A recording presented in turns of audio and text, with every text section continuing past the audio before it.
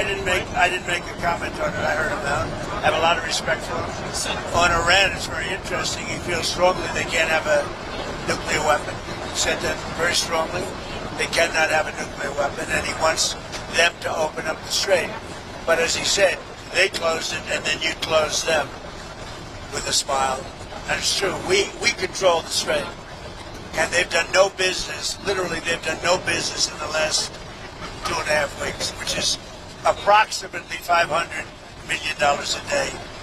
So we have, we're doing very well on all fronts. We don't need on Taiwan, Mr. President Xi said there was a risk of conflict with the U.S. over Taiwan. No, I don't think so. I think we'll be fine. He doesn't want to see a war.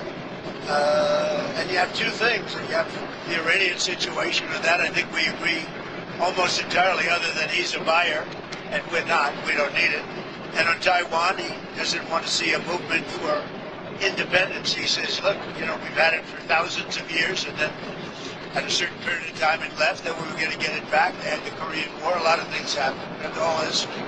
But, no, on Taiwan, he feels very strongly. I made no commitment either way. We'll see what happens. It was an amazing period of time. President Xi's an incredible guy. Got along, made a lot of great trade deals, including over 200 planes for Boeing with a promise of 150 planes, which will be by far the largest order ever if they do a good job with the 200, which I'm sure they will.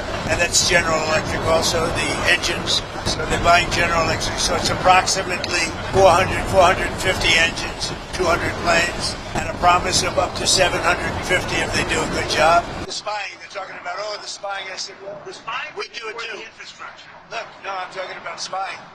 The question was asked to me yesterday, I guess, what about the fact that China's spying in the United States? I said, well, it's one of those things because we spy like hell on them too. So, what about the fact that China is putting in the U.S. infrastructure code that they could use if you ever decided to come to the Well, you don't know that. I mean, I'd like to see it, but it's very possible that they do.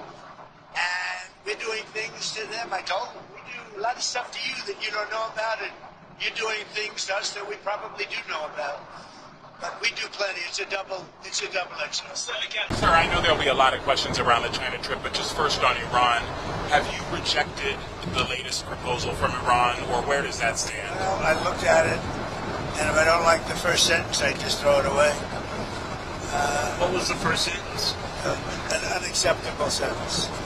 Because they're fully agreed, no nuclear, and if they have any nuclear of any form, I don't read the rest of it. So 20 years is not enough for you. It's got to be a permanent. No, 20 years is enough, but the level of guarantee from them is not enough.